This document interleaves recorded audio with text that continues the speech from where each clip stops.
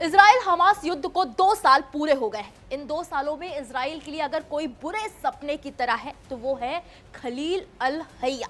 Media reports के मुताबिक खलील अल हय्या वही शख्स है जिसे मारने के इरादे से इजराइल ने अमेरिका के खास दोस्त कतर पर हमला किया था।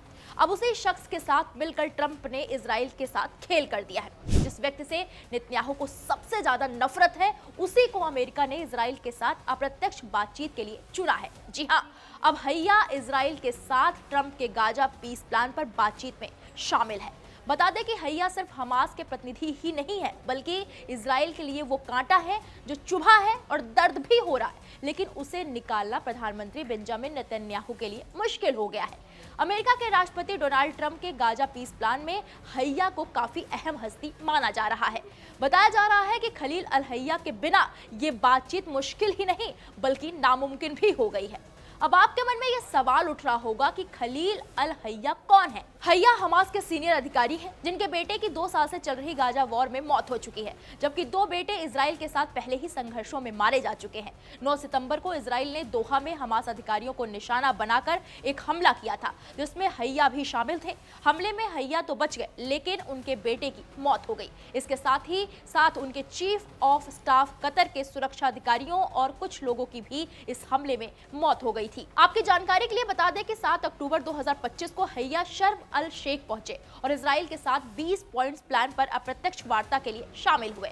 ये तो आपको हम पहले ही बता चुके हैं कि ट्रंप के प्लान में इजराइल के बंधकों को फिलिस्तीनी बंधकों के बदले रिहा किया जाएगा।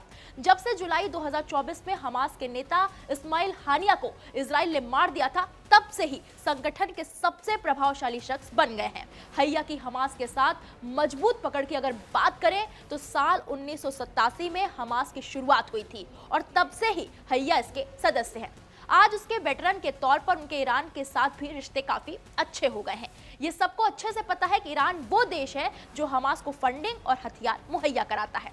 आपके मन में ये सवाल उठना अब जायज है कि हय्या गाजा युद्ध विराम की बात कर रहे हैं तो वो गाजा छोड़कर कतर में क्यों बस गए हैं? तो बता दें कि कई साल पहले हय्या गाजा छोड़कर चले गए। अरब और इस्लामिक देशों के साथ संबंध बनाए रखने के लिए वो हमास के खास व्यक्ति के तौर पर काम करने लगे और कतर में बस गए।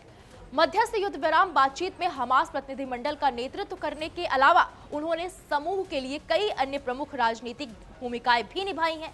साल 2022 में उन्होंने सीरियाई राष्ट्रपति बशर अल असद के साथ संबंध बहाल करने के लिए दमिश्क में हमास प्रतिनिधिमंडल का नेतृत्व किया। ट्रंप ने बातचीत के लिए हय्या को चुनकर इजराइल के जख्मों पर नमक छिड़कने का काम तो कर दिया है, लेकिन आप कमेंट बॉक्स में जाकर अमेरिका के राष्ट्रपति के इस प्लान पर अपनी राय देना बिल्कुल ना भूलें।